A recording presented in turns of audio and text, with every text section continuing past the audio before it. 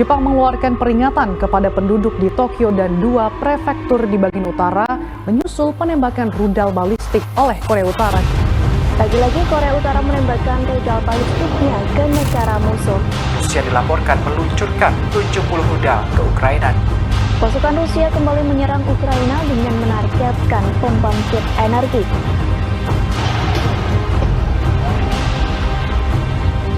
Ada tembakan gas air mata ke tribun. Saudara-saudara saya Aremania minta tolong, anak kecil Pak. Inflasi di berbagai negara melonjak. Tahun depan akan gelap.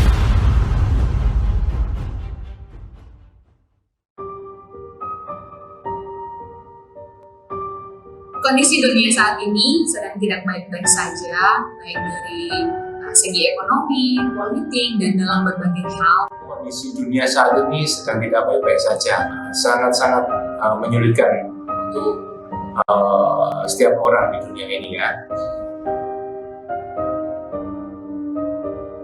Di tahun 2023, menurut saya akan lebih sulit lagi. Mengingat setiap tahun kita tidak pernah semakin membaik. Banyak prediksi yang menyatakan akan ada resesi, habis itu kesulitan ekonomi, kendala perangnya belum selesai, habis itu COVID ini juga gimana-gimana belum tuntas selesai.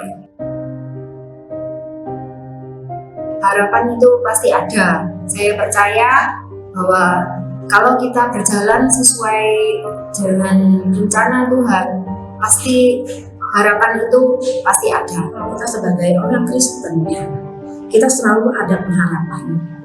Karena di dalam Tuhan, Dia pasti sanggup untuk menolong kita, menguatkan kita untuk menghadapi resesi yang akan terjadi di tahun depan. Kita juga harus optimis di dalam menjalani hari-hari ke depan, di dalam menjalani tahun 2023. Semangat, Bu!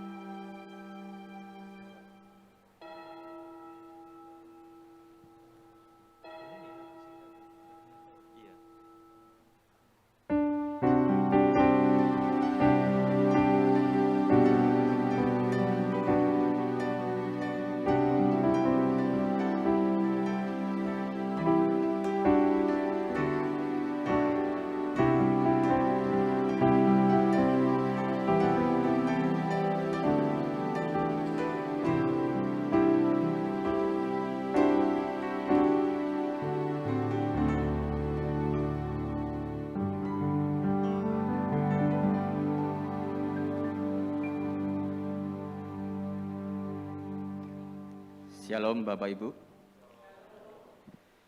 Sebelum kita memulai ibadah kita pagi hari ini, baiklah kita mendengarkan panggilan ibadah. Hanya takutlah akan Tuhan dan setialah beribadah kepadanya dengan segenap hatimu, sebab ketahuilah betapa besarnya hal-hal yang dilakukannya di antara kamu. 1 Samuel 12 ayat 24. Bapak Ibu dipersilakan untuk sejenak bersaat teduh. Kita siapkan hati dan pikiran kita siapkan sikap terbaik kita.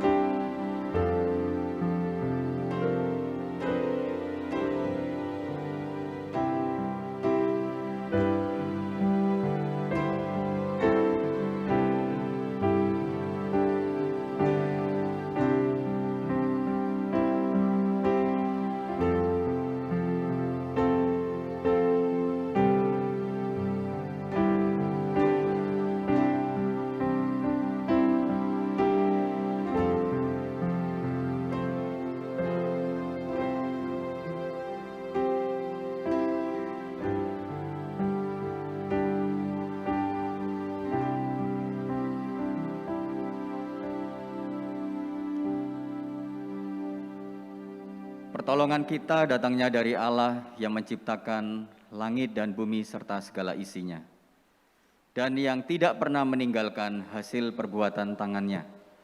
Turunlah kiranya atas kita kasih karunia dari Allah Bapa, Putra, dan Roh Kudus. Amin. Bersama kita akan pujikan pujian hormat bagi Allah Bapa.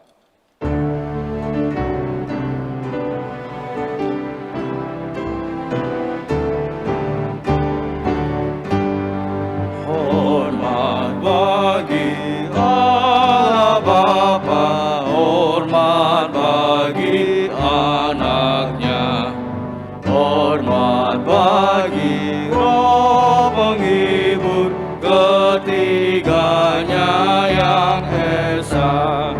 Haleluya, haleluya, ketiganya yang esa.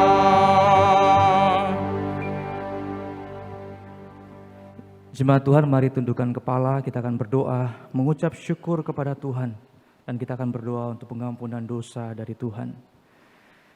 Bapa di surga, kami sungguh bersyukur kalau pagi hari ini kami bisa ada di tempat ini semua karena kemurahan Tuhan. Kami bersyukur Engkau melayakkan kami untuk masuk ke rumah-Mu yang kudus ini Tuhan. Dan kami rindu Engkau berkenan atas ibadah kami pagi hari ini. Kami rindu menaikkan syukur kami untuk segala sesuatu yang telah Tuhan kerjakan dalam hidup kami. Ada begitu banyak berkat pemeliharaan Tuhan, berkat perlindungan Tuhan, dan kebaikan yang kami rasakan tiap-tiap hari yang tidak pernah berubah. Kami bersyukur kepadamu Tuhan. Walaupun seringkali kami menyakiti hati Tuhan, tetapi Tuhan tidak pernah meninggalkan kami. Bahkan ketika kami jauh dari Tuhan, Engkau yang mau datang mencari kami. Tuhan, seringkali kami berusaha menutupi segala dosa dan pelanggaran kami. Tetapi kami tahu, Engkau Allah yang Maha Tahu. Bagaimanapun kami berusaha menutupi segala dosa dan pelanggaran kami, tidak ada yang akan tersembunyi bagimu Tuhan. Oleh sebab itu di pagi hari ini, sebelum kami memulai lebih jauh ibadah kami rindu Engkau membuka hati kami dan mengakui segala dosa kami di hadapan Tuhan, agar seluruh ibadah pagi hari ini boleh berkenan dan menyenangkan hati Tuhan. Sekali lagi terima kasih Tuhan untuk kesempatan kami boleh menikmati anugerah-Mu pada pagi hari ini. Di dalam nama Tuhan Yesus kami sudah berdoa. Amin. Dipersilakan duduk kembali.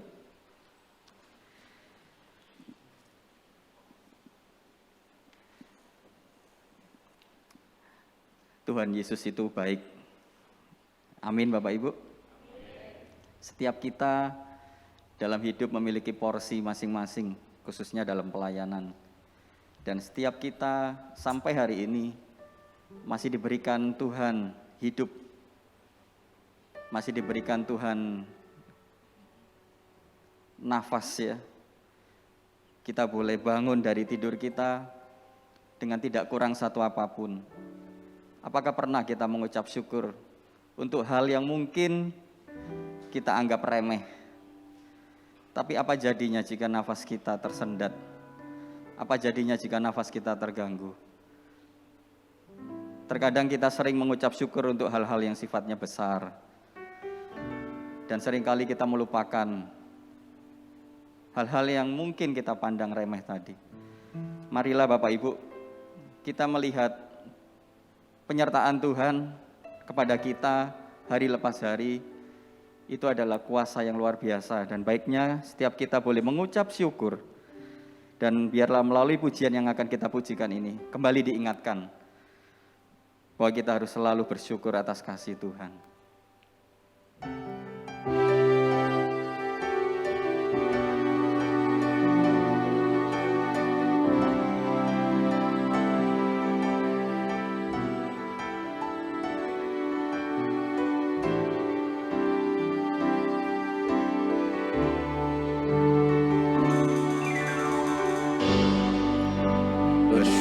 Selalu bagi kasih-Mu di dalam hidupku.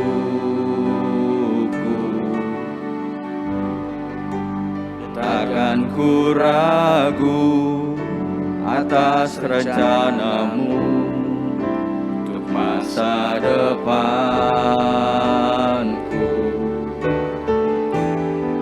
Sebagai Bapa yang baik, takkan pernah Kau melupakanku. Sebagai Bapa yang sangat baik, takkan pernah Kau meninggalkanku.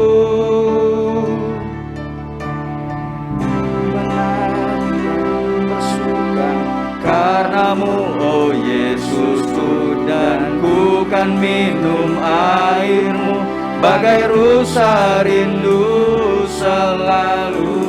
Ku hidup dalam-Mu dan hidup-Mu di dalamku, oh Yesusku. Kau sangat ku cinta. Saya undang Bapak Ibu berdiri. Kita pujikan pujian ini sekali lagi. Bersyukur selalu bagi kasih-Mu di dalam hidup.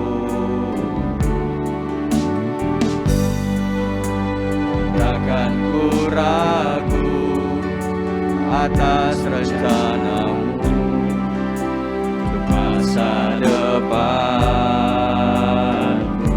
Sebagai Bapa yang baik, sebagai Bapa yang baik, takkan pernah Kau meninggalkanku, Tuhan. Takkan pernah Kau melupakanku. Sebagai Bapa yang baik, sebagai Bapa yang sangat baik, takkan pernah Kau meninggalkanku. Serukan, bukan menari, bukan menari dan bersuka karena-Mu, oh Yesusku, dan ku kan minum air-Mu bagai rusa rindu selalu. Ku hidup dalam-Mu dan hidup-Mu di dalamku, oh Yesusku.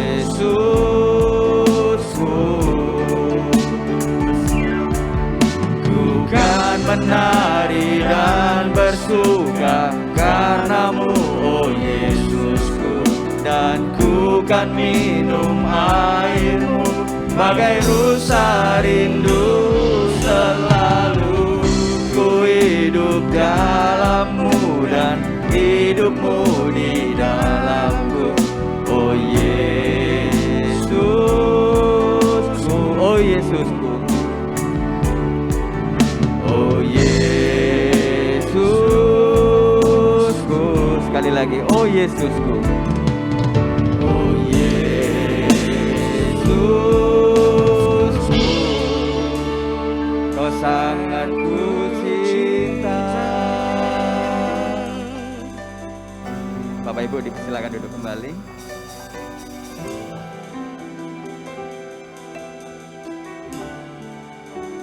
Pujian barusan mengingatkan kita bahwa kita sebagai anak Tuhan jangan ragu atas penyertaan Tuhan terhadap masa depan kita.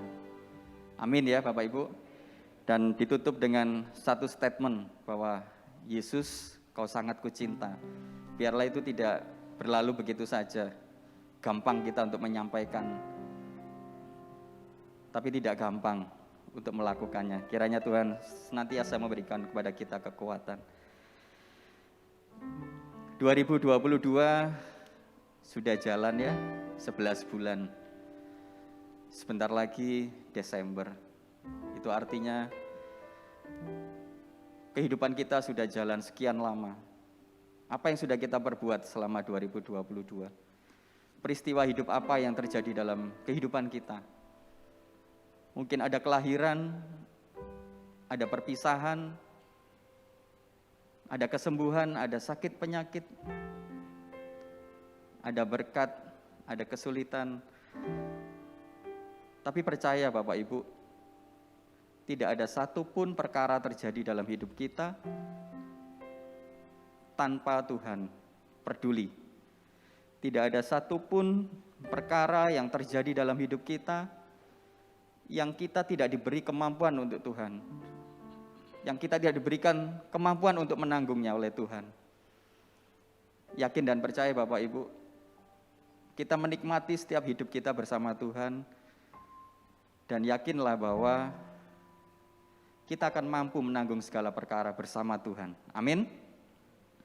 Kita akan pujikan pujian segala perkara, dan sambil kita mempersiapkan hati kita untuk menyambut firman Tuhan, kita resapi setiap kalimat dari pujian ini sambil kita koreksi hidup kita di hadapan Tuhan.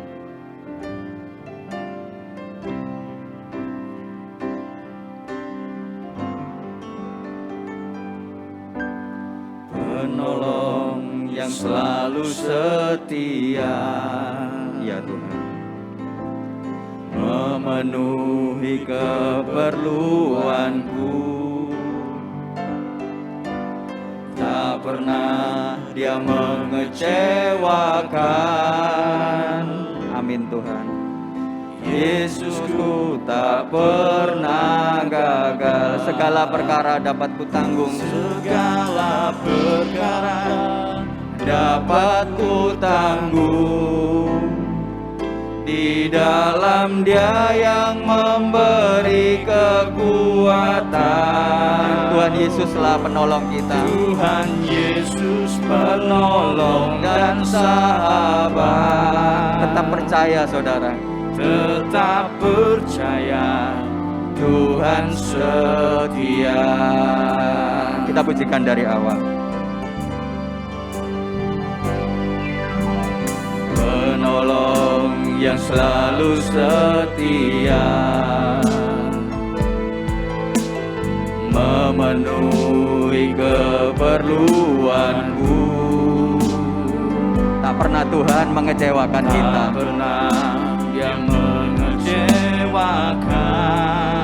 Dan Tuhan tidak pernah gagal dalam hidup kita. Yesusku tak pernah gagal. Segala perkara, saya undang Bapak Ibu berdiri. Segala perkara dapat ku tanggung. Nyatakan pujian ini. Di dalam Dia yang memberi kekuatan. Lebih sungguh katakan, Tuhan Yesuslah penolong dan sahabat. Tuhan Yesus penolong dan sahabat. Tetap percaya. Tetap percaya.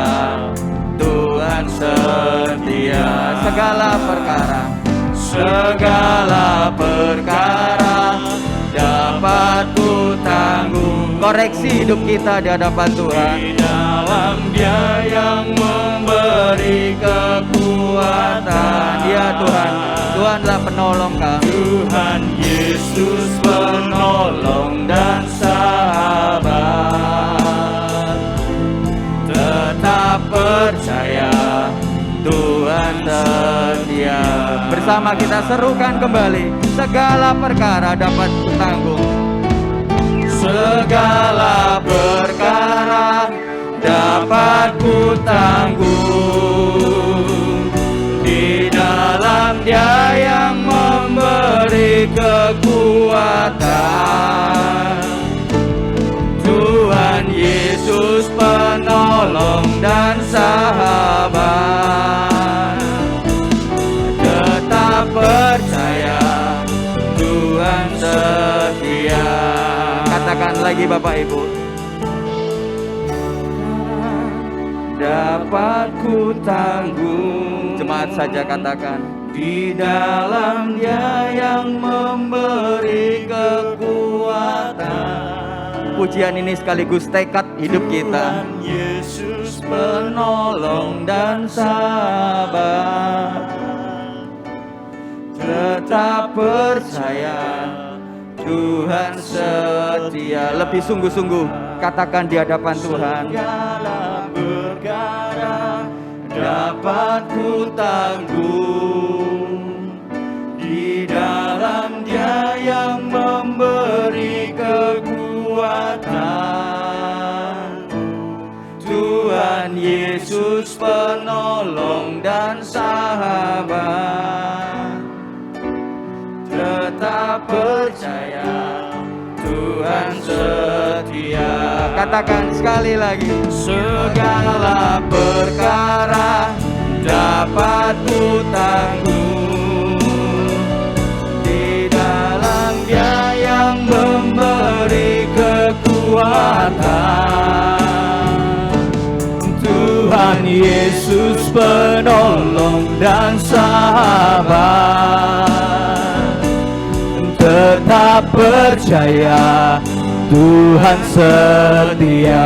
Jemaat saja pujikan. Segala perkara dapat ku tanggung. Di dalam Dia yang memberi kekuatan. Ini iman kami Tuhan. Tuhan Yesus penolong dan sahabat. Kami bersyukur punya sahabat seperti Engkau Tuhan. Tetap percaya, Tuhan setia. Segala perkara dapat ku tanggung. Kami tidak dapat jalan sendiri Tuhan. Kami butuh pertolongan Tuhan. Kami butuh firman Tuhan. Tuhan Yesus penolong dan sahabat. Tetap percaya, Tuhan setia. Katakan tetap percaya. Tetap percaya, Tuhan dengan iman katakan tetaplah percaya. Tetap percaya, Tuhan setia.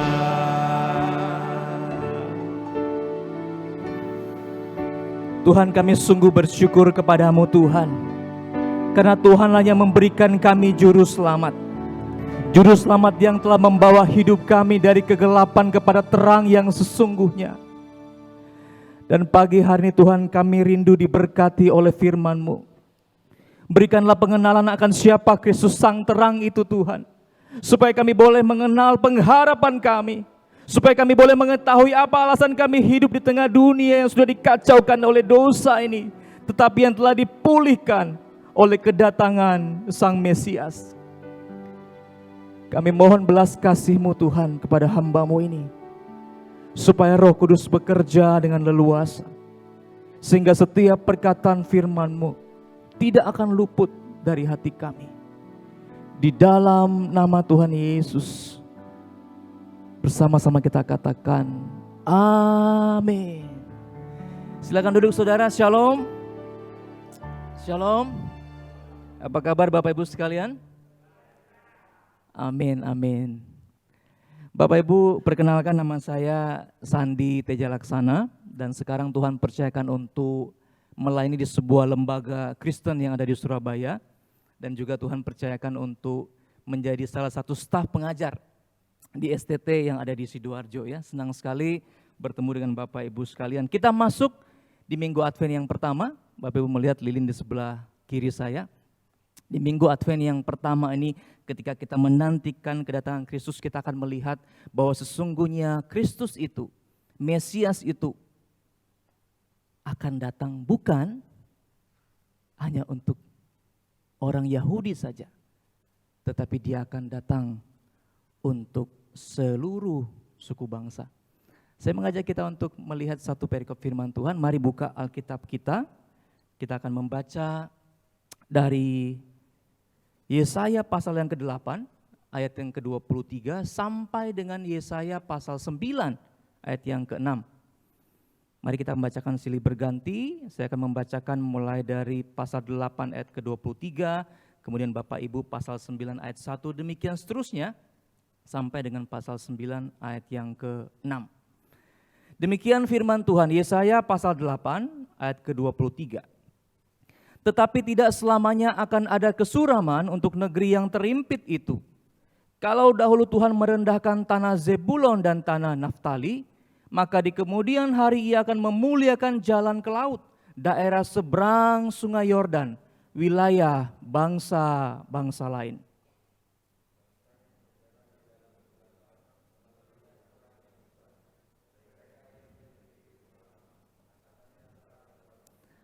Engkau telah menimbulkan banyak sorak-sorak dan sukacita yang besar. Mereka telah bersukacita di hadapanmu, seperti sukacita di waktu panen, seperti orang bersorak-sorak di waktu membagi-bagi jarahan.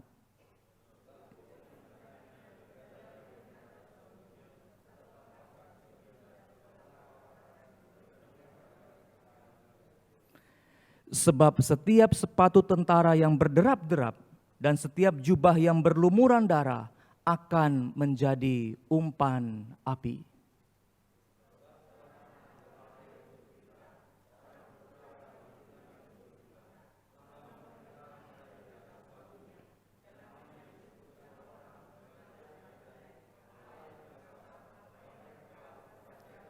Besar kekuasaannya dan damai sejahtera tidak akan berkesudahan di atas tahta Daud dan di dalam kerajaannya, karena Ia mendasarkan dan mengokohkannya dengan keadilan dan kebenaran dari sekarang sampai selama-lamanya.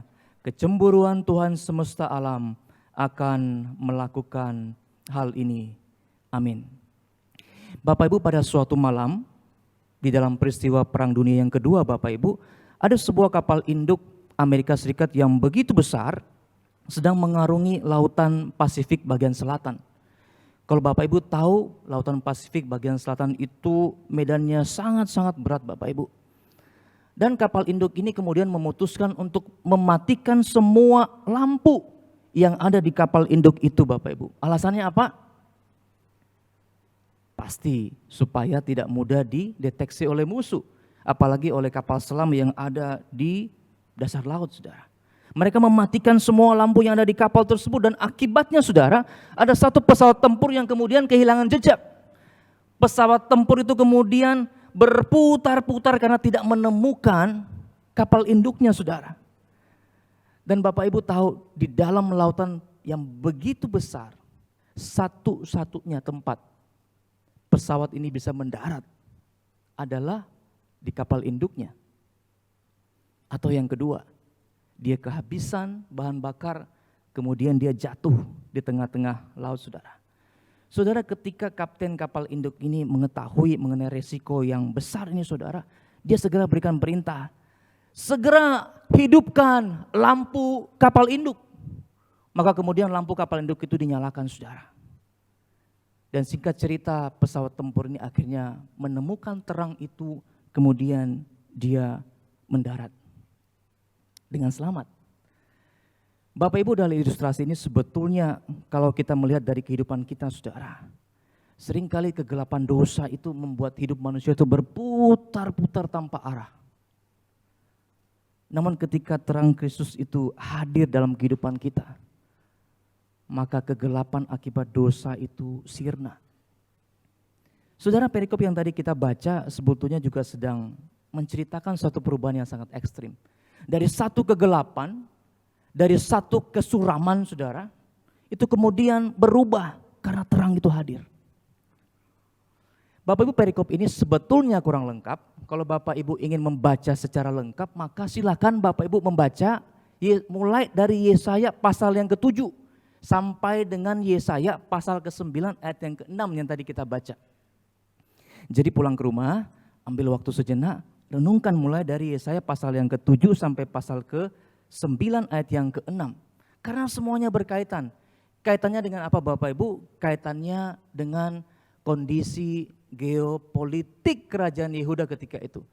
Kalau Bapak Ibu melihat dari slide yang saya buat ini, Bapak Ibu, setelah pemerintahan kerajaan Salomo, maka kerajaan Israel itu pecah menjadi dua. Bapak Ibu lihat ya, ada yang berwarna hijau yang bagian atas, itu adalah kerajaan Israel Utara yang disebut sebagai kerajaan Israel. Ada 10 suku di sana, kecuali suku nomor 4 dan nomor 12. Sisanya ikut bergabung di kerajaan Israel Utara. Yang kedua adalah yang berwarna merah, yaitu kerajaan Israel Selatan yang dikenal dengan kerajaan Yehuda. Cuman dua sukunya. Suku apa? Suku Yehuda dan suku Benyamin, Bapak Ibu. Nah, di bagian yang kita baca tadi sebetulnya sedang berbicara mengenai kerajaan Yehuda yang dipimpin oleh Raja Ahaz ketika itu. Dan raja ini sedang di dalam ketakutan yang sangat luar biasa, saudara. Kenapa? Karena, saudara, raja ini sangat khawatir karena kerajaan Aram ya, dan kerajaan Israel Utara itu sedang bekerja sama untuk menyerang Yerusalem. Ya, jadi Bapak Ibu lihat, Israel Selatan yang begitu kecil akan diserang oleh 10 suku plus kerajaan Aram yang begitu besar. Nah, di dalam ketakutan ini Bapak Ibu kemudian Tuhan mengutus Yesaya untuk bertemu dengan Raja Ahaz. Dan melalui Yesaya Tuhan kemudian menguatkan, Ahaz, kamu jangan khawatir, kamu tetap berdiri teguh dan percayalah kepadaku. Karena apa? Karena aku sendiri yang akan mengalahkan kedua kerajaan ini. Tetapi Raja Ahaz gak percaya kepada Tuhan. Dia terus hidup di dalam ketakutan, saudara. Dan kemudian Yesaya datang lagi. Dia kuatkan Ahaz. Dia ngomong mintalah tanda kepada Tuhan. Bahwa Tuhan akan berikan kemenangan. Tetapi Ahaz tetap gak mau. Dan Ahaz memutuskan untuk meminta bantuan dari kekaisaran Asyur yang ada di pojok kanan sebelah atas itu, saudara. Dibandingkan percaya kepada Tuhan, Ahaz memilih untuk percaya kepada bangsa Asyur. Kenapa Asyur? Karena Asyur ketika itu adalah sebuah bangsa yang sangat maju, sangat besar, dan sangat kuat secara militer, saudara. Maka Ahaz memutuskan, saya pilih percaya kepada Asyur daripada kepada Tuhan. Bahkan dia rela menghambakan dirinya kepada Asyur, asalkan dia ditolong. Saudara, 2 Raja-Raja pasal 16 ayat yang ke-7 saya akan bacakan. Ahaz menyuruh utusan-utusan kepada Tiglat-Pileser Raja Asyur mengatakan, aku ini hambamu dan anakmu, majulah dan selamatkanlah aku dari tangan Raja Aram dan dari tangan Raja Israel yang telah bangkit menyerang aku. Saudara, Ahaz rela menjadi hamba apabila Asyur menolong mereka. Maka apa yang terjadi, saudara? Memang awalnya Asyur kemudian menolong Ahaz. Asyur mengalahkan kedua kerajaan itu, tetapi setelah itu Asyur juga ternyata ingin menghancurkan Yehuda.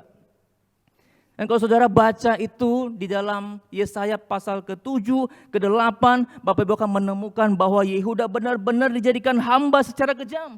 Yehuda dipermalukan, mereka dijarah, seluruh hasil panen mereka dirampas, saudara. Bahkan Alkitab mengatakan dengan jelas, tanah mereka menjadi tanah yang tandus, tidak terpelihara, saudara. Saudara, ketika Yehuda menggantungkan harapan kepada bangsa Asyur, maka disitulah dimulai masa kesesakan. Maka disitulah mulai masa kegelapan dan kekelaman itu, saudara. Maka sama seperti kita. Ketika kita di dalam mengambil keputusan, bergantung kepada pemikiran kita sendiri atau pemikiran orang lain, lalu menjadikan pemikiran kita sendiri atau pemikiran orang lain sebagai juru selamat kita, maka sebetulnya itu akan membawa kita semua kepada kegelapan dan kesuraman hidup ini, saudara. Saudara, namun kita bersyukur Allah adalah Allah yang selalu mengasihi. Maka tadi kita lihat di dalam Yesaya pasal 8 ayat 23 dikatakan apa? Tetapi tidak selamanya akan ada kesuraman untuk negeri yang terhimpit itu. Artinya apa, saudara? Kesuraman akibat hukuman Tuhan itu tidak akan berlangsung selamanya.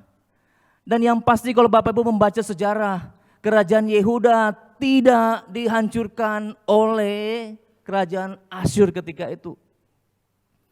Walaupun 135 tahun kemudian, kerajaan Yehuda tetap hancur karena pemberontakannya kepada Tuhan, tapi bukan oleh Asyur, tetapi oleh kerajaan Babel.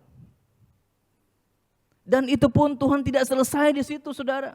Setelah pembuangan di Babel 70 tahun, Tuhan memulihkan mereka dan janji bahwa juru selamat akan datang melalui keturunan Daud tetap digenapi. Saudara, perhatikan ayatnya yang ke-23b, saudara. Kalau dahulu Tuhan merendahkan tanah Zebulon dan tanah Naftali, maka di kemudian hari ia akan memuliakan jalan ke laut, daerah seberang sungai Yordan, wilayah bangsa-bangsa lain.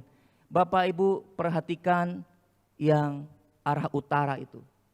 Ada dua kerajaan, kalau Bapak Ibu lihat, ada kerajaan Zebulon, ada kerajaan Naftali. Nah, mengapa dua kerajaan ini disebutkan?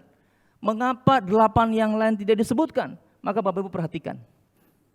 Di wilayah utara Bapak Ibu, dua kerajaan ini yang berbatasan langsung dengan bangsa-bangsa yang lain. Oleh sebab itu ketika serangan datang dari utara, maka wilayah yang terdampak terlebih dahulu adalah Zebulon dan Naftali. Ketika ada penyerangan datang dari utara, maka yang akan mengalami masa kesuraman, masa kesusahan, itu awalnya adalah Zebulon dan Naftali. Dan kalau Bapak Ibu melihat dari peta ini, mereka ada di sekitar Danau Galilea, di seberang sungai Yordan. Dan itu adalah wilayah yang ditempati oleh orang-orang lain yang bukan orang Yahudi. Maka nanti kita akan menemukan bahwa sesungguhnya ketika terang itu datang, kemuliaan itu datang, maka kemuliaan itu akan menerangi bukan hanya wilayah orang Yahudi, tetapi juga wilayah bangsa-bangsa lain. Dan kalau kita meneliti lebih jauh di perjanjian baru saudara, kita akan tahu bahwa Tuhan Yesus sendiri, dia datang secara khusus untuk memenuhi nubuatan dari Nabi Yesaya ini. Saudara perhatikan di Matius pasal yang keempat, ayat yang ke-12 sampai ayat yang ke-17. Tetapi waktu Yesus mendengar bahwa Yohanes Pembaptis telah ditangkap, menyingkirlah ia ke Galilea. Ia meninggalkan Nazaret dan diam di Kapernaum di tepi danau. Perhatikan saudara, di daerah Zebulon dan Naftali. Supaya apa?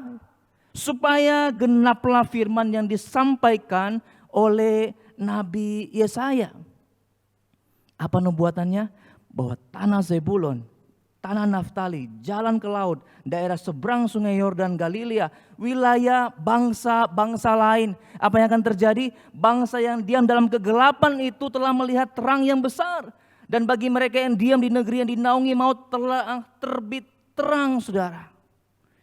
Dan sejak waktu itu Yesus memberitakan, bertobatlah sebab kerajaan sorga sudah dekat. Bapak Ibu, Yesus tahu nubuatan Yesaya dan dia datang secara khusus untuk menggenapinya. Bahwa terang dan kemuliaan yang dijanjikan telah datang dan pesannya sangat jelas. Itu bukan hanya untuk bangsa Israel tapi juga untuk bangsa-bangsa lain saudara. Bukan hanya untuk orang Yahudi tetapi juga untuk orang-orang non-Yahudi. Saudara, kegelapan sirna karena terang telah terbit. Perhatikan saudara Yesaya pasal 9 ayat 1 yang tadi kita baca saudara. Ada harapan bagi bangsa-bangsa. Dikatakan di sana, bangsa yang berjalan di dalam kegelapan telah melihat terang yang besar. Mereka yang diam di dalam negeri kekelaman atasnya terang telah bersinar. Perhatikan saudara. Kalau saudara belajar Alkitab, bangsa Israel tidak pernah berhenti menyakiti hati Tuhan. Dia tidak pernah berhenti menyakiti hati Tuhan. Tetapi semarah-marahnya Tuhan, kasihnya jauh lebih besar, kesetiaannya jauh lebih besar. Maka Allah tidak pernah mengingkari janji-janjinya, dia tetap setia kepada umatnya saudara. Saudara benar ada hukuman akibat dosa. Tetapi hukuman itu masih koma saudara. Hukuman akibat dosa itu bukan pernyataan terakhir dari Tuhan. Masih koma saudara. Karena apa? Karena selalu ada pemulihan setelah penghukuman. Karena itu dikatakan bangsa-bangsa itu akan bersorak-sorai dan mengalami sukacita yang besar saudara. Perhatikan ayat yang kedua. Engkau telah menimbulkan banyak sorak-sorak dan sukacita yang besar. Mereka telah bersukacita di hadapanmu. Seperti sukacita di waktu panen, seperti orang bersorak-sorak di waktu membagi jarahan. Engkau telah menimbulkan banyak sorak-sorai. Saudara bisa melihat lebih jelas di dalam terjemahan bahasa Inggris saudara. Apa yang dimaksudkan dengan menimbulkan banyak sorak-sorai saudara? Perhatikan di Alkitab NASB atau NKJV atau ESV saudara, maka ayat ini diterjemahkan dengan ini saudara. You will multiply the nation. Saudara, ada banyak bangsa bersorak-sorak karena Tuhan telah melipat gandakan bangsa-bangsa. Dan Tuhan melipat gandakan bangsa-bangsa lewat kemuliaan yang dinyatakan di wilayah bangsa-bangsa yang tadi kita lihat saudara. Terang itu juga menjadi hak bangsa-bangsa lain saudara. Dan Rasul Yohanes saudara di dalam Yohanes 10 ayat 16 mencatat satu hal yang menegaskan hal yang sama saudara. Saya akan bacakan bagi Bapak Ibu sekalian. Yohanes 10 ayat 16. Ada lagi padaku domba-domba lain yang bukan dari kandang ini. Artinya apa saudara? Bukan orang-orang Yahudi. Dan domba-domba itu harus kutuntun juga dan mereka akan mendengarkan suaraku. Dan mereka akan menjadi satu kawanan dengan satu gembala. Ayat ini merupakan konfirmasi bahwa akan ada penambahan yang besar dari jumlah orang-orang di luar etnis Yahudi saudara. Yang akan datang dan percaya kepada Kristus. Dan mereka akan digabungkan menjadi satu gereja dengan Yesus sebagai gembalanya. Dan mereka semua akan punya hak-hak istimewa yang sama dengan kita. Tidak ada lagi pembedaan saudara. Dan ketika itu terjadi maka dikatakan apa? Ada sukacita yang besar. Karena keselamatan itu datang bagi segala bangsa. Saudara perhatikan di ayat yang tadi saudara. Nabi Yesaya menganalogikan sukacita yang besar dengan dua hal. Satu adalah sukacita di waktu panen. Yang kedua adalah sukacita di waktu membagi-bagi jarahan. Saudara, di saat kita panen pasti kita bersukacita. Kenapa? Karena kita punya makanan yang cukup untuk masa yang akan datang. Mengapa kita bersukacita? Karena kebutuhan-kebutuhan fisik kita akan terpenuhi. Ada kelimpahan berkat jasmani di sana, saudara. Saya nggak tahu apakah ada jemaat di sini yang berasal dari kalangan petani. Tetapi sesungguhnya kalau kita bukan berasal dari kalangan petani, maka kita akan sulit sekali untuk memahami sepenuhnya bagaimana sukacita seorang petani ketika sedang panen begitu ya.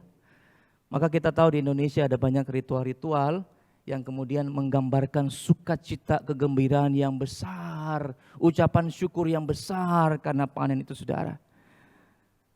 Dan hal yang sama juga dilakukan oleh bangsa Israel. Ada banyak perayaan bangsa Israel yang berkaitan dengan panen, khususnya perayaan 7 minggu saudara.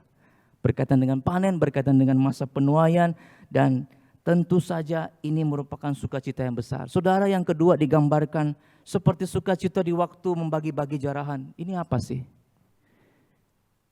Sukacita itu digambarkan seperti perang yang sudah dimenangkan saudara. Dan ketika di dalam dunia kuno, bangsa yang menang itu akan menjara semua kekayaan bangsa yang kalah. Jadi ada sukacita karena kemenangan dalam peperangan. Jadi sukacita itu digambarkan sebagai sukacita karena ada kelimpahan. Dan sukacita itu digambarkan karena ada kemenangan saudara. Lalu Yesaya kemudian memberikan kita 3 alasan mengapa bangsa-bangsa itu bersukacita. Kenapa ada sorak-sorai yang begitu besar saudara? Apa yang sebetulnya terjadi? Maka saudara akan menemukan ada 3 sebab. Mulai dari ayat yang ketiga sampai dengan ayat yang ke-6. Saudara, mengapa bangsa-bangsa akan bersukacita dan bersorak-sorak? Perhatikan sebab yang pertama di ayat yang ketiga saudara. Sebab kuk yang menekannya dan gandar yang di atas bahunya serta tongkat si penindas telah kau patahkan seperti pada hari kekalahan Midian. Bapak Ibu, di zaman kuno ketika kedua bangsa itu berperang, maka bangsa yang kalah itu pasti itu menjadi budak dari bangsa yang menang.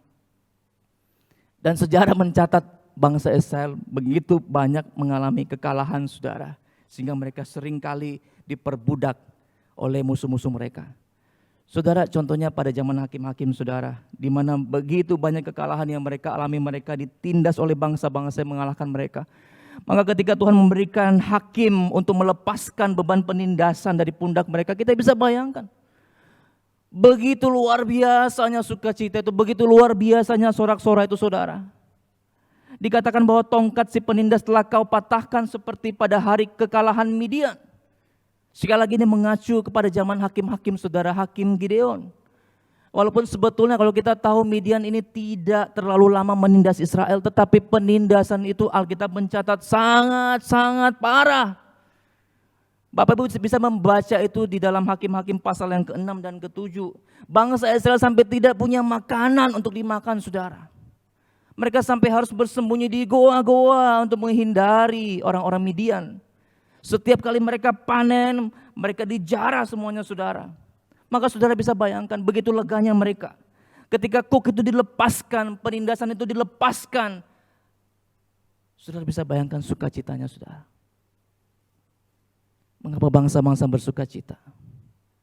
Karena Tuhan melepaskan penindasan itu dari hidup mereka. Saudara, sebab yang kedua di ayat yang keempat.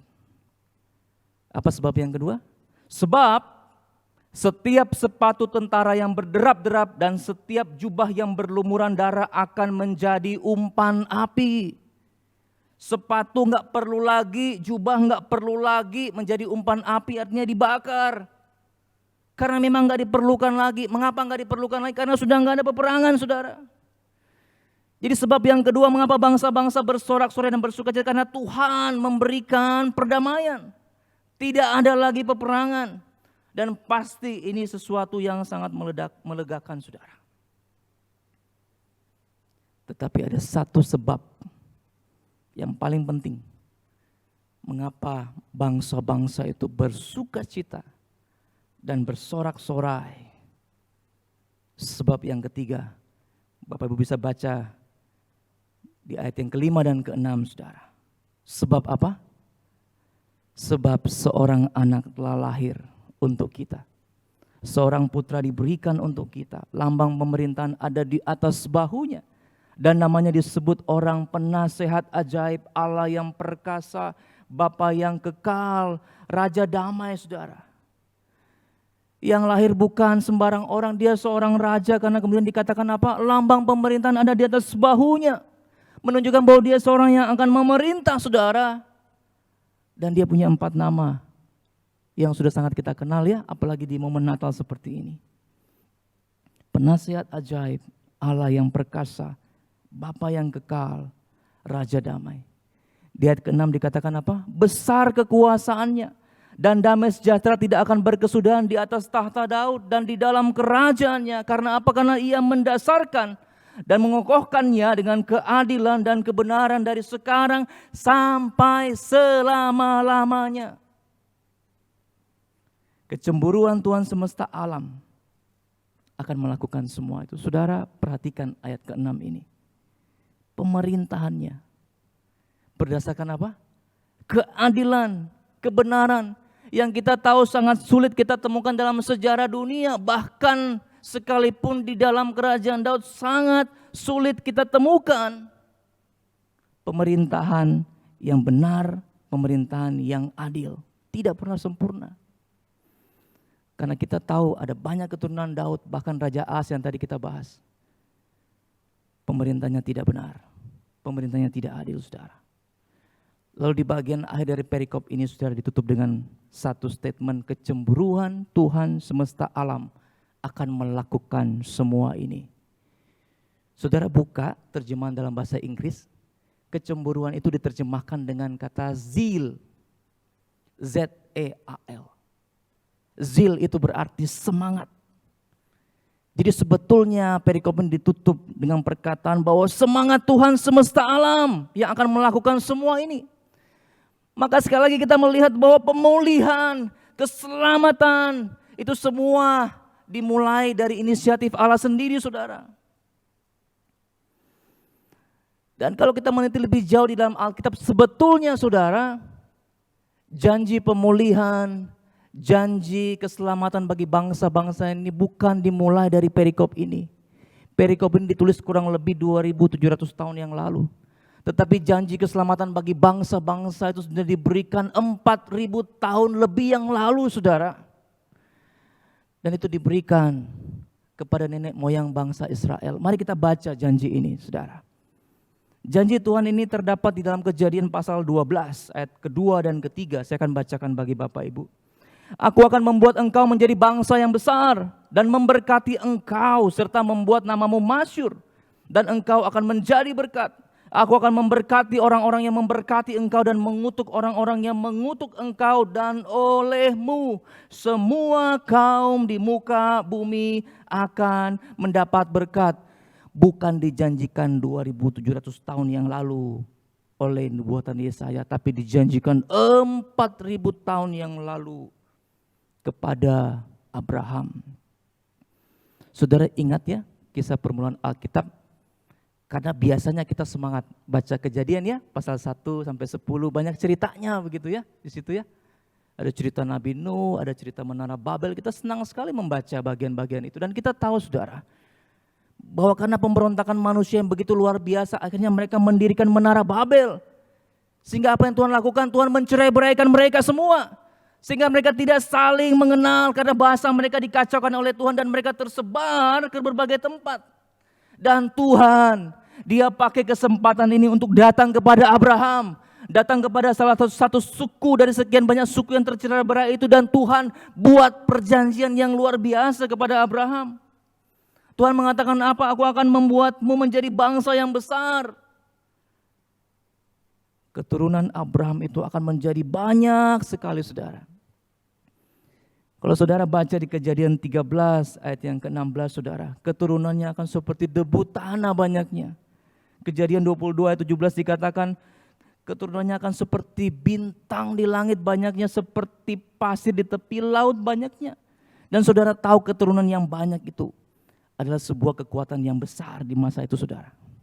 Luar biasa. Namun berkat Tuhan tidak berhenti di situ. Alkitab mengatakan apa? Abraham akan diberkati, namanya akan dibuat masyhur, Abraham akan mendapat perlindungan Tuhan. Kalau ada orang-orang yang memberkati Abraham, Tuhan sendiri akan berkati orang-orang itu. Sebaliknya kalau ada orang-orang yang kemudian mengutuk Abraham dan keturunan, maka Tuhan sendiri akan mengutuk orang itu saudara. Luar biasa. Ada satu penjagaan, ada satu pembelaan, ada satu perlindungan Tuhan yang begitu luar biasa. Ada berkat yang begitu melimpah yang dijanjikan kepada Abraham dan keturunannya. Abraham kemudian memperanak Ishak. Ishak memperanak Yakub. Kemudian lahirlah dari Yakub 12 suku Israel yang besar itu. Saudara, apakah perjanjian ini betul-betul penting saudara? Maka ada seorang misionaris yang bernama Don Richardson. Saudara, dia penasaran dengan perjanjian ini saudara. Dia mengatakan kalau perjanjian ini betul-betul merupakan satu perjanjian yang sangat penting dan memang menjadi fondasi bagi misi Kristen, maka tentu Tuhan akan mengulang-ulang mengenai hal ini di dalam Alkitab. Karena dalam kesusastraan Ibrani saudara, hal-hal yang penting-penting itu, sesuatu yang ditekankan berulang-ulang, itu ditulis berulang-ulang saudara. Dan dari penelitiannya, Don Richardson menemukan hal yang menarik saudara. Dia mengatakan ini, ada 395 parafrase dan abridgment dari perjanjian Abraham ini. Artinya apa saudara? Bahwa di sepanjang Alkitab dari Kejadian sampai Wahyu, ayat ini dikutip secara tidak langsung, kemudian diparafrasekan, kemudian diutarakan kembali secara ringkas. Di seluruh Alkitab ada hampir 400 kali saudara, perjanjian ini diulang saudara. Ini menunjukkan bahwa perjanjian ini sangat penting sekali saudara. 70 kali diulang dalam perjanjian baru, sisanya diulang di dalam perjanjian lama saudara. Saudara, pernah gak saudara bertanya, mengapa sih Abraham? Mengapa sih Tuhan pilih Abraham? Mengapa sih Tuhan pilih Israel? Kenapa tidak suku yang lain? Apakah Tuhan sudah muak dengan suku yang lain? Semuanya hanya berdosa, memberontak. Jadi daripada Tuhan repot, pilih satu suku saja. Berkati saja sukunya Abraham. Suku yang lain kita kutuk saja, kita selesaikan saja ceritanya. Saudara, apakah begitu? Tidak saudara. Tuhan mengasihi semua bangsa, tetapi cara Tuhan menebus bangsa-bangsa adalah Tuhan memakai satu suku bangsa, satu keturunan, yaitu keturunan Abraham. agar melalui Abraham dan keturunannya semua bangsa-bangsa akan mendapatkan berkat. Bangsa-bangsa ini saudara sangat penting di dalam hati Allah. Mungkin saudara akan terkejut kalau saya menampilkan slide ini saudara. Bahwa frase bangsa-bangsa itu memenuhi seluruh Alkitab dari Kejadian sampai dengan Wahyu saudara. Ini adalah infografis dari The Nation Verses. Ayat-ayat yang kemudian mencantumkan tentang nations, mencantumkan tentang bangsa-bangsa, mencantumkan tentang suku-suku bangsa. Ada begitu banyak di dalam Alkitab saudara. Mungkin banyak kali kita baca Alkitab dan kita ketemukan kata bangsa, kita ketemukan kata suku bangsa atau bangsa-bangsa saudara. Tapi itu enggak ada artinya buat kita saudara. Lewat aja. Meski begitu banyak kata bangsa-bangsa itu enggak ada yang nyantol di pikiran kita saudara. Mengapa saudara? Karena kecenderungan kita adalah kita akan sangat fokus kepada bagaimana kita sendiri diselamatkan. Karena kecenderungan kita saudara, kita sangat fokus tentang bagaimana kita ini akan diberkati. Dan jarang sekali kita kemudian memikirkan berkat bagi bangsa-bangsa lain. Saudara, ketika Tuhan memberkati Abraham dan keturunannya, apakah Tuhan ingin berkat itu stop di Abraham dan keturunannya? Tidak, saudara. Tetapi kita tahu hari ini bahwa melalui Abraham dan keturunannya bangsa-bangsa lain akan menikmati berkat itu, saudara. Lalu pertanyaannya bagi kita sekarang yang hidup di generasi ini, yang hidup di zaman perjanjian baru ini saudara, apa relevansinya perjanjian Abraham dengan hidup kita? Maka saya mengajak kita untuk membuka satu lagi bagian firman Tuhan, surat Rasul Paulus kepada jemaat di Galatia, pasal yang ketiga, yang ke-7 sampai ke-9. Saya akan bacakan bagi Bapak Ibu. Jadi kamu lihat bahwa mereka yang hidup dari iman, mereka itulah anak-anak Abraham. Perhatikan saudara, kalau kita ini hidup beriman kepada Kristus, Alkitab mengatakan apa? Kita inilah anak-anak Abraham. Ayat yang ke-8, dan kitab suci yang sebelumnya mengetahui bahwa Allah membenarkan orang-orang bukan Yahudi oleh karena iman, telah terlebih dahulu memberitakan Injil kepada Abraham. Olehmu segala bangsa akan diberkati. Jadi mereka yang hidup dari iman, mereka lah yang diberkati bersama-sama dengan Abraham yang beriman itu. Saudara perhatikan ayat ini begitu indah saudara. Ini adalah rencana Tuhan yang dinyatakan kemudian. Saya sangat yakin ketika Tuhan memberikan perjanjian itu kepada Abraham saudara. Abraham pasti berpikir Tuhan sedang berbicara mengenai keturunan jasmani. Allah sedang berbicara mengenai Ishak, Yakub dan 12 suku Israel saudara, tapi bukan itu.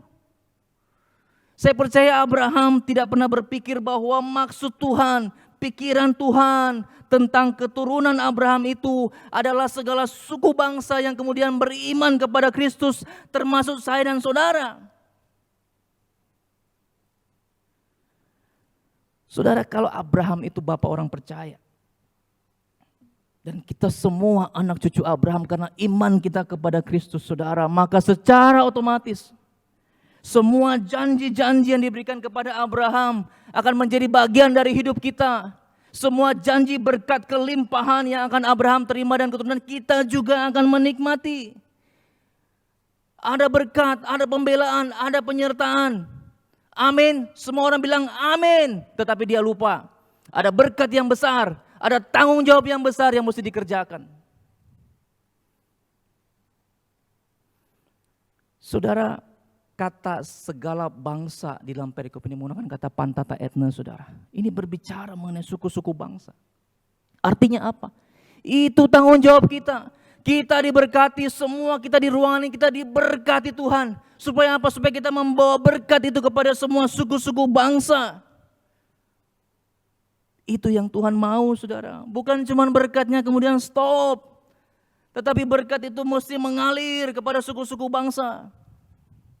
Itu tanggung jawab kita semua. Saudara, sebagai penutup saya ingin menunjukkan satu data saudara yang sebetulnya data ini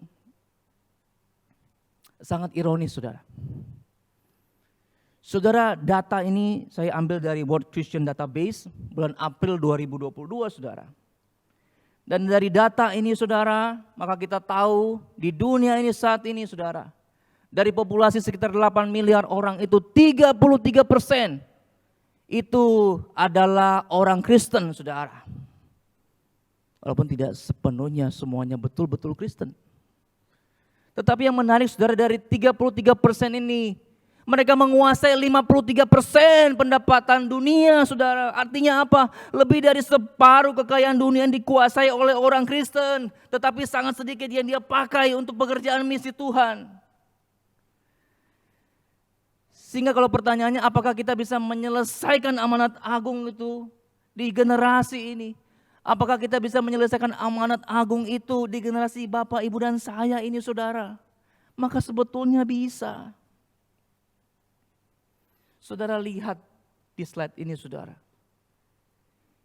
Ini juga data terbaru saya tampilkan kepada Bapak Ibu sekalian. Mungkin sebagian sudah tahu, saya mengambil dari joshuaproject.net, Bapak Ibu juga bisa mengakses. Bahwa di dunia ini, saudara, ada 17.400 sekian suku-suku bangsa. Dan sejak 2000 tahun yang lalu, ketika Tuhan kembali ke surga, dia memberikan amanat agung itu, saudara. Baru 57,5% suku-suku bangsa ini mendengarkan Injil Tuhan. Masih ada, saudara, 42,5%. Masih ada 7.400 sekian suku bangsa. Masih ada 3,3 miliar penduduk dunia ini yang punya sedikit sekali akses, bahkan tidak punya akses terhadap Injil, saudara. Dan dari 7.400 suku-suku yang dinamakan suku-suku terabaikan ini, saudara, 164 itu ada di Indonesia. Dan dari 164 itu 7-nya ada di Jawa Timur. Dekat dengan kehidupan kita semua, saudara. Saudara, masih begitu banyak PR yang belum selesai. Apakah kita benar-benar hopeless? Apakah kita benar-benar tidak punya harapan untuk menyelesaikan semua ini? Tidak, saudara. Kita punya resources yang begitu besar. Kita punya jumlah gereja yang hampir 70.000 di seluruh Indonesia. Kita punya denominasi sinode lebih dari 320, saudara. Dan kalau kita bekerja bersama-sama untuk kemudian mengadopsi, mendoakan, mengutus pekerja kepada suku-suku itu, saudara, maka satu suku terabaikan itu akan dikeroyok rame-rame oleh 411 gereja. Bisa selesai enggak? Bisa. Mau menyelesaikan enggak? Belum tentu. Saudara, satu gereja dia punya daya, dia punya tenaga untuk diutus, tapi dia enggak punya dana. Maka satu gereja lain bisa menolong dari segi itu. Satu gereja, dia punya kemampuan untuk mengembangkan business development. Dia bisa mengembangkan community development.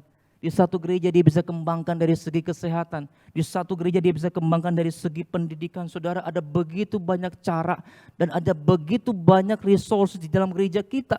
Dan kalau kemudian itu digabungkan, saudara, dicurahkan kepada salah satu suku terabaikan, saya percaya mereka tidak akan terabaikan lagi, saudara. Saudara, mengapa mereka dikatakan terabaikan?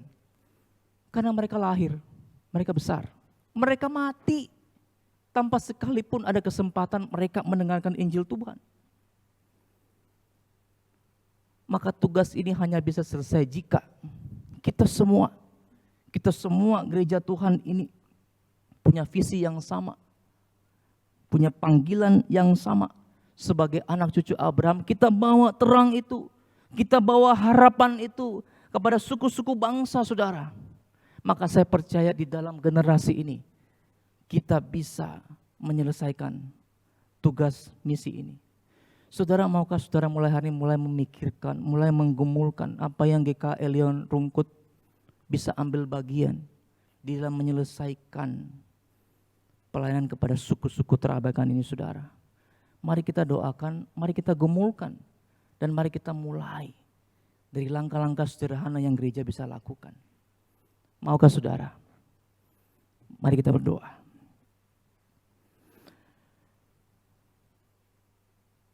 Tuhan, kami butuh pertolongan-Mu, sehingga kehidupan kami langkah demi langkah boleh terus dipakai Tuhan untuk membawa terang bagi mereka yang masih hidup di dalam kegelapan dunia ini Tuhan.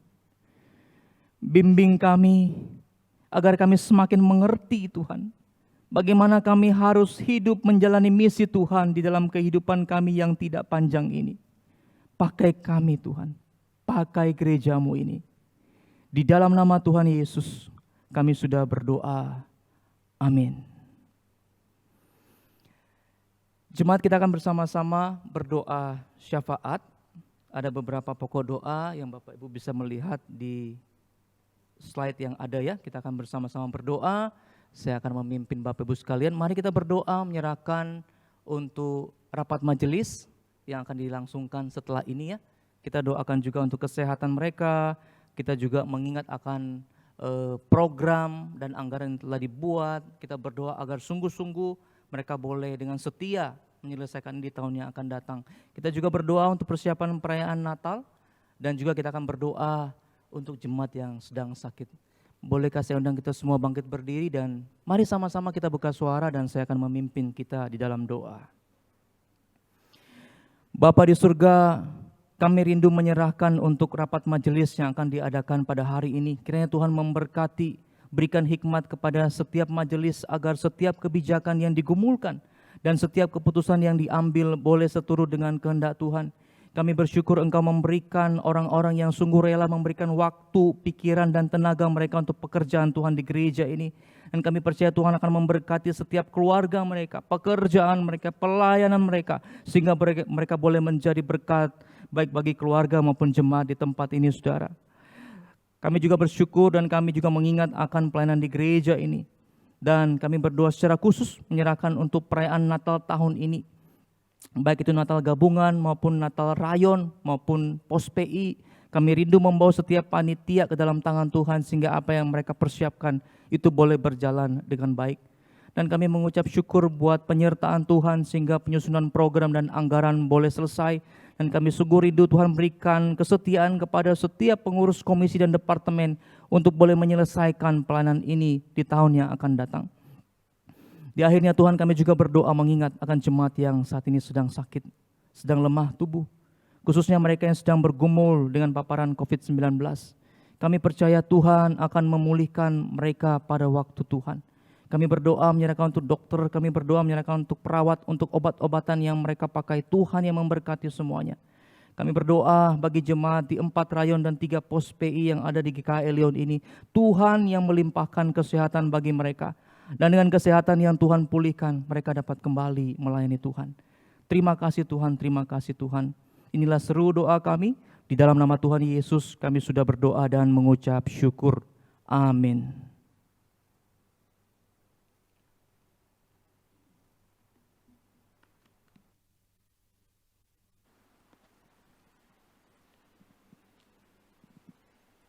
Bapak Ibu tetap berdiri. Bersama dengan seluruh umat percaya, kita akan bersama-sama ikrarkan iman kita sebagaimana yang tercantum dalam pengakuan iman rasuli yang berbunyi demikian. Aku percaya kepada Allah, Bapa yang Maha Kuasa, Khalik langit dan bumi, dan kepada Yesus Kristus, anaknya yang tunggal Tuhan kita, yang dikandung dari Roh Kudus, lahir dari anak darah Maria, yang menderita sengsara di bawah pemerintahan Pontius Pilatus, disalibkan, mati dan dikuburkan, turun ke dalam kerajaan maut. Pada hari yang ketiga, bangkit pula dari antara orang mati, naik ke sorga, duduk di sebelah kanan Allah, Bapa yang Maha Kuasa. Dan dari sana Ia akan datang untuk menghakimi orang yang hidup dan yang mati. Aku percaya kepada Roh Kudus, gereja yang kudus dan am, persekutuan orang kudus, pengampunan dosa, kebangkitan tubuh, dan hidup yang kekal. Amin. Silakan duduk kembali.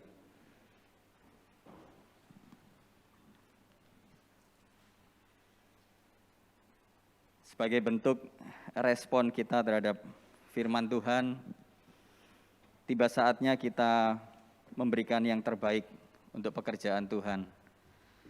Kiranya firman Tuhan yang telah disampaikan tidak berlalu begitu saja, tapi boleh kita lakukan.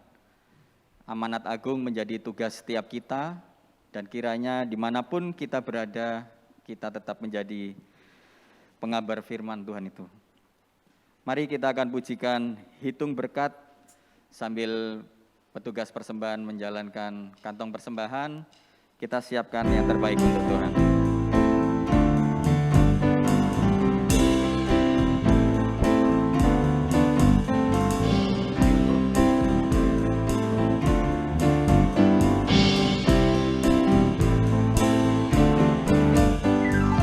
Bila gelombang kehidupan menimpa, hati jadi takut dan putus asa. Jangan lupa berkat Tuhan hitunglah, pasti kau tercengang akan karyanya. Hitung berkat satu persatu, dan lihatlah karya Tuhanmu. Hitung berkat satu persatu, hitung berkat yang melimpah padamu. Adakah berat bebanmu menekan, dan salib yang kau pikul melelahkan? Hitung berkatnya pastilah kau lega, kau kan bergirang dan terus memujinya. Hitung berkat satu persatu, dan lihatlah karya Tuhanmu. Hitung berkat satu persatu, hitung berkat yang melimpah padamu. Saya undang jemaat untuk berdiri. Ingat janji Kristus yang lebih permai. Hitung berkat Tuhan yang tak terbeli, pahala di surga yang tak terperi. Hitung berkat satu persatu, dan lihatlah karya Tuhanmu. Hitung berkat satu persatu, hitung berkat yang melimpah padamu.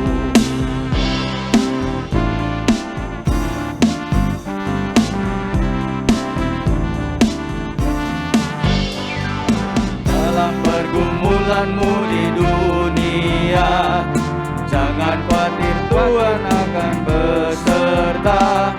Ia mengirim malaikatnya menjaga, membimbing, menghiburmu sampai sorga.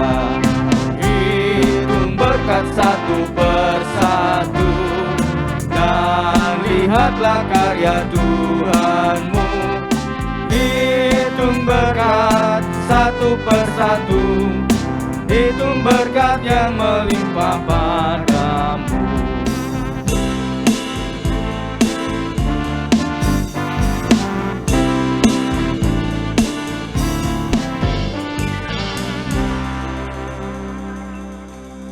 Kita tundukkan kepala, kita berdoa. Bapa dalam kerajaan surga, Bapa yang baik, Bapa yang kami sembah dalam nama Yesus Kristus, kami sungguh mengucap syukur. Tidak henti-hentinya kasih karunia Kau berikan pada kami, pertolongan Tuhan berikan kepada kami. Dan saat ini Tuhan, kami kembali mengucap syukur atas firman yang telah kami dengar.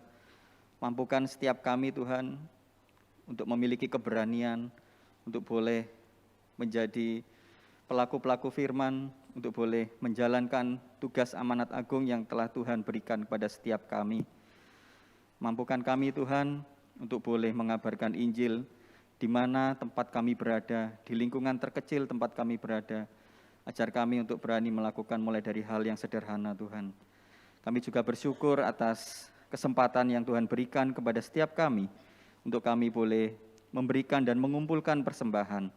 Kiranya setiap persembahan yang boleh terkumpul dapat dipakai dengan baik, dapat dipakai demi kemuliaan nama Tuhan, dan dapat dipakai untuk setiap pekerjaan Tuhan. Terpujilah namamu Tuhan Yesus, di dalam nama Tuhan Yesus Kristus kami berdoa dan bersyukur. Amin. Biarlah segala kemuliaan, hormat, kita kembalikan kepada Allah Bapa kita di sorga. Kita pujikan doksologi.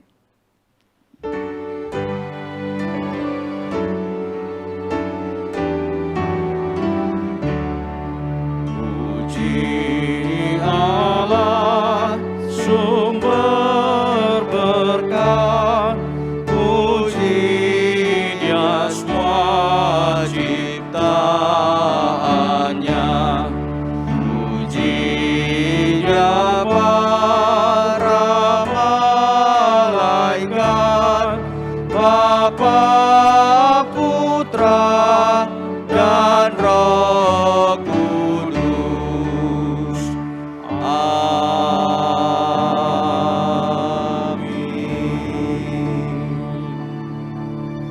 Jemaat yang dikasihi Tuhan, pulanglah dan teruslah bertumbuh di dalam Tuhan, dan jadilah utusan Kristus yang setia untuk membawa terang Injil dimanapun engkau ditempatkan. Dan sekarang, terimalah berkat Tuhan. Tuhan memberkati engkau dan melindungi engkau. Tuhan menyinari engkau dengan wajah-Nya dan memberi engkau kasih karunia. Tuhan menghadapkan wajah-Nya kepadamu dan memberi engkau damai sejahtera. Amin.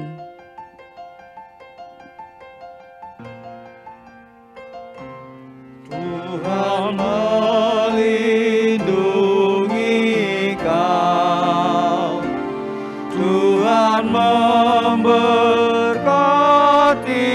kau, kiranya wajah-Nya menyinari kau, Tuhan memberi anugerah-Nya, damai sejahtera. Amin.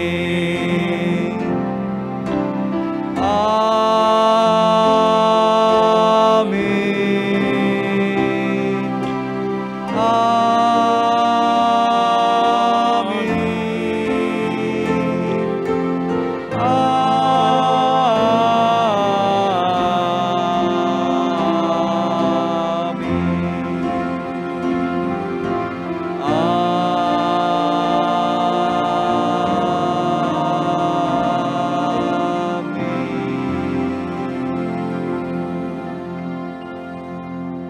Ibadah selesai, saat teduh silakan duduk.